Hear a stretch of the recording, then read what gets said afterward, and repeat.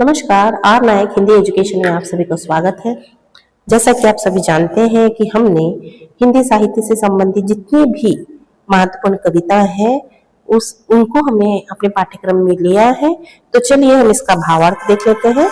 हम एक बात बता दें आपको कि हमने इसमें केवल भावार्थ ही लिया है, क्योंकि कविता पढ़ने में और उसका अर्थ और एक एक अर्थ बताने में काफी समय चले जाता है। तो हमने केवल यहाँ पे उसका भावार्थ बताने का प्रयत्न किया है। तो चलिए शुरू करते हैं जो आपके एग्जाम के लिए उपयोगी हो।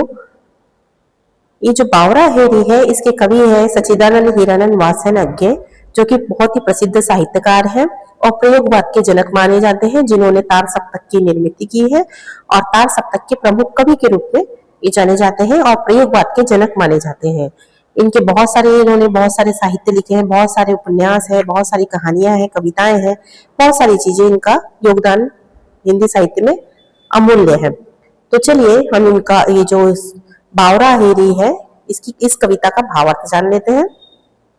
ये कविता बावरा अहेरी एक रूपक और बिंब प्रधान रचना है, जिसमें कवि ने अहेरी शिकार करने वाले के प्रतीक से प्रकाश, समय और अनुभव को पकड़ने की चेष्टा को व्यक्त किया है।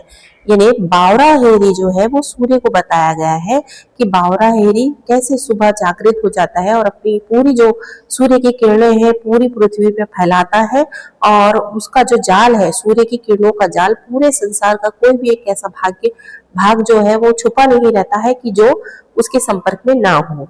तो लेखक ने यहाँ पर बिंब के माध्यम से, बिंब मतलब एक प्रतीक के रूप में सूर्य को लिया है और अहेरी बताया है उसे शिकार करने वाला, कि जो शिकारी रहता है वो अपने शिकार में सारे लोगों को बिल्कुल फंसा लेता है। उसी तरह यहाँ पे जो सूर्य है अपनी किरणों से, अपने उजालों से, अपनी प्रकाश की रोशनी से सबको घेर लेता है।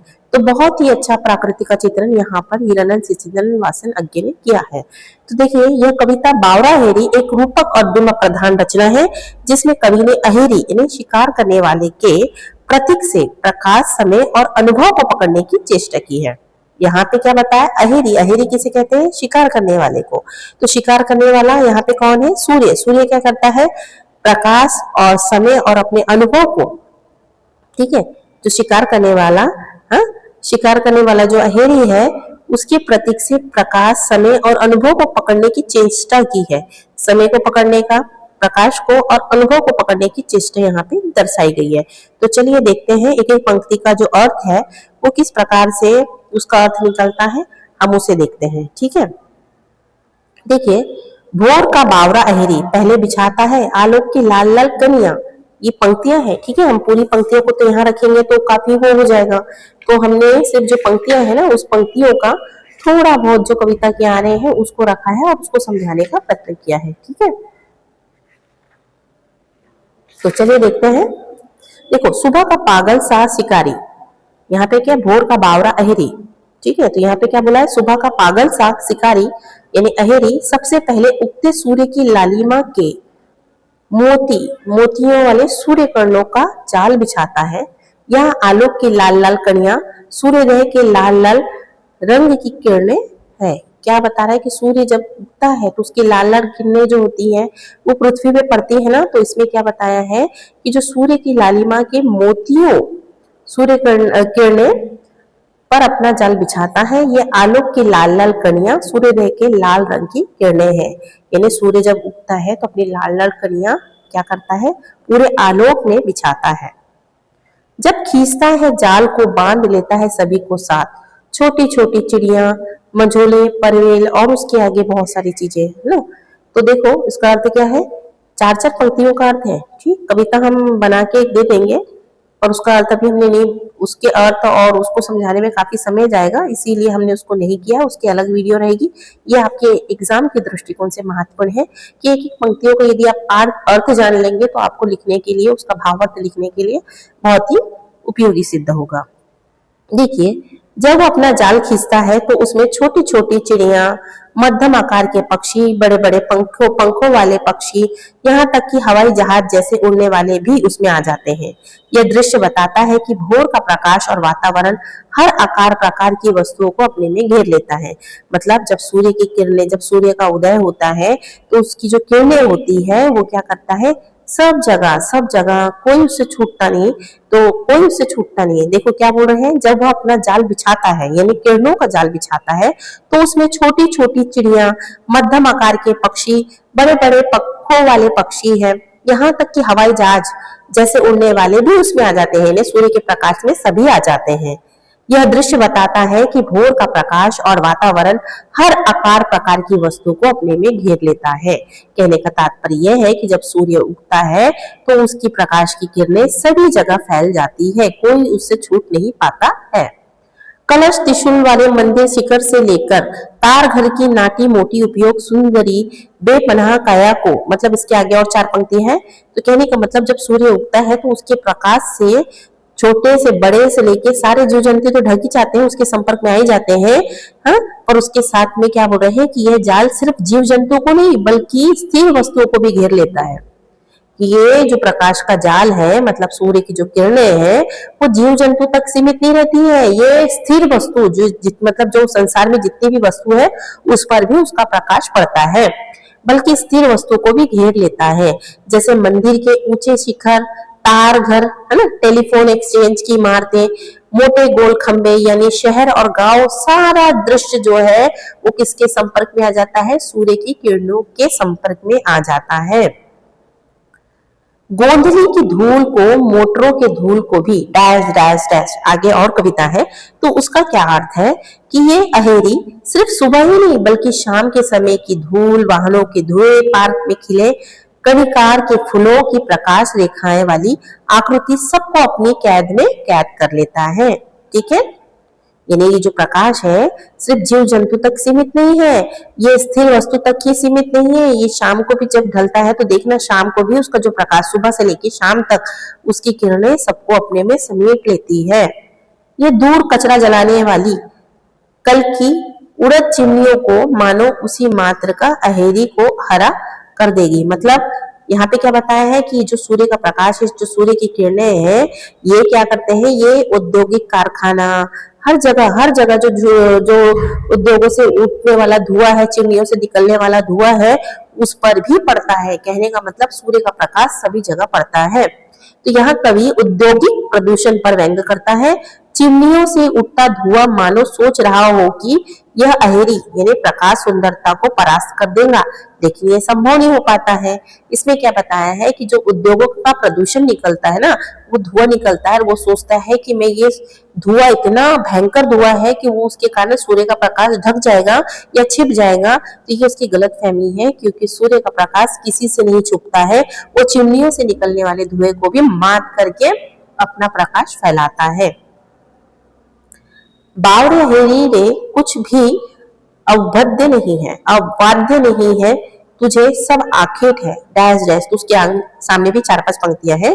तो कभी सीधे संबोधित करता है, अरे ओ पागल अहेरी, तुम्हारे लिए कुछ भी शिकार के बाहर नहीं है, हर चीज तुम्हारा शिकार है। कहने का मतलब बावरा अहेरी बोलते हैं कि सूर्य तुम्हारे लिए कुछ भी शिकार करना कठिन नहीं है। तुम्हारे अंदर तो सारे सृष्टि के जीव जंतु है, तुम सभी को अपना शिकार बनाते हो। कोई भी ऐसा बड़ा छोटा व्यक्ति नहीं है जिसको तुम शिकार नहीं बनाते हो। कहने का तात्पर्य सूर्य तुम ऐसे हो कि तुम्हारा प्रकाश हर जगह जाता है, हर एक छोटे छोटे कोने में जाता है। संसार में ऐसी कोई वस्तु नहीं है जिसमें उसका प्रकाश ना जाता हो। बस मेरे मन विहर में दुबकी कलाश को दुबकी ही छोड़कर डैश डैश। ठीक है, तो लेकिन यहाँ पे इसका अर्थ क्या है, लेकिन एक चीज है जो शायद तुम्हारे जाल को छू सकती है, मेरे मन की गहराई में छुपी कालेश। ने कलेश मतलब क्या हो, कलाश मतलब क्या हो गया, अंधेरा, मैला भाव, दुख। कभी चुनौती देता है कि इसे भी उजाले से बाहर निकालो। कभी कहते हैं कि तुम देखो सूर्य, तुम सारी जगह सृष्टि के हर एक कोने में प्रकाश कर देते हो, तो व्यक्ति के मन में भी प्रकाश कर दो। जो व्यक्ति के मन में अंधेरा है, दुख है और घोर निराशा है, उन सब का जो मैल है वो हटा के उसके जीवन को सुख समृद्धि ला के उसके जीवन में प्रकाश भर दो। ले मैं खोल देता हूँ कपाट सारे, गढ़ सारा दह कर। देखो यहाँ पे क्या बोलते हैं, कभी क्या बोल रहे हैं कि मैं अपने मन के सारे द्वार खोल देता हूँ। कभी बोलते हैं कि मैं अपने मन के सारे द्वार खोल देता हूँ, आओ अपने उजाले की नोक से मेरे दिल की हर नस नस को भेद दो, सारे अंधकार को जला दो, पीकर समाप्त कर दो। देखो क्या बोलते हैं कवि कि जिस प्रकार तुम सृष्टि का उद्धार करते हो, सृष्टि को नया जीवन देते हो, सृष्टि के हर कोने में प्रकाश फैलाते हो, उसी प्रकार आओ मेरे मन के अंदर भी जो गंदगी है, अंधकार है, दुख है, परेशानी है, कठिनाई है, उसको तुम भेद दो, उसको तुम पार करवा के मेरे मन के अंदर एक नया प्रकाश, एक नई ज्योति जगा दो। विफल दिनों की तू कलौश पर मान जा, मेरी आंखें आज आज जा।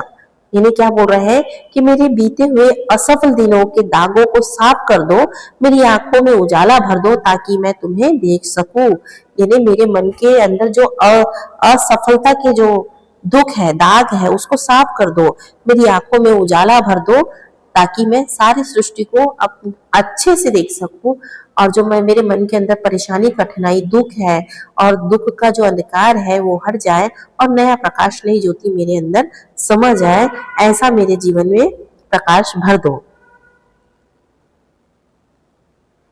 देखूं और मन में कृतज्ञता उमड़ आए, जब मैं तुम्हें देखूं तो मेरे मन में आभार उमड़ आए। इसका मतलब होता है कि जब भी मैं सूर्य को देखूं तो मेरे मन में नवचेतना, नई आशा की किरण जागृत होए और मैं देखकर हमेशा कि तुम्हारे कारण ही मेरे जीवन का अंधकार दूर हुआ है, नई ज्योति, नई प्रकाश आई है, तो मैं तुम्हें आभार दूं। पहनूं सिरों पे, देखो, पहनूं सिरों पे के ये कणक तार तेरे बावरा हेरी, और मैं अपने सिर पर ये जो कणक के छोटे छोटे तार है उसको पहनूं बावरा हेरी। बावरा हेरी किसे कहा है? सूर्य को। ठीक है, मैं तुम्हारे स्वर्णिम जाल यानी प्रकाश की डोरियों को अपने सिर पर मुकुट की तरह पहन लूंगा। हे पागल अहेरी। ठीक है ना, मतलब मैं तुम्हारे जो जब तुम मुझे ऐसे मेरे मन के अंधकार को, मेरी परेशानियों को और मेरे जीवन के दुख कठिनाइयों को दूर कर दूंगी, मैं तो तुम्हारा आभार व्यक्त करूंगा और तुम्हारी जो लाल लाल किरणें हैं इसका मैं मुकुट पहनूंगा। मतलब आशाओं की नई किरण मेरे माथे में रहेगी और जो मुझे विकास की दिशा बताते रहेगी। ठीक है, तो आपको ये भावार्थ समझ में आया होगा। तो थोड़ा सा इसका बता देते हैं कि ये कविता प्रकाश उजाला को, ने प्रकाश किसको? उजाला। उजाला कौन है? सूर्य को बावरा हरी मानकर रची गई है, जो अपने जाल में संसार की हर चीज को बांध लेता है। पहले भी बताया है, पक्षी, भवन, धूप, फूल, धूल, धुआं, सब। कवि चाहता है कि ये उजाला सिर्फ बाहरी दुनिया को ही नहीं बल्कि उसके मन के अंधकार को, असफलताओं को और उदासी को भी कैद कर नष्ट कर दे ताकि उसका जीवन कृतज्ञता और प्रकाश से भर आए। ठीक है, अब देखिए इस कविता में जो जो कठिन वर्ड आए हैं तो उसका थोड़ा सा हम उसका अर्थ भी बता देते हैं। ठीक है, एक बार आप कविता पढ़ लीजिएगा क्योंकि समय जाएगा और आपके एग्जाम के लिए इतना समय नहीं रहता है। ठीक है, और कंफ्यूजन भी निर्मित होता है, इसीलिए हमने ऐसा बताया है। देखिए, बावड़ा मतलब क्या होता है? पागल, उन्मत्त, अत्यधिक उत्साही। ठीक है, अहेरी मतलब शिकार करने वाला, शिकारी। आलोक मतलब प्रकाश, रोशनी। ठीक है, कणिया मतलब मोती जैसी छोटे कण या सूरज की किरणें।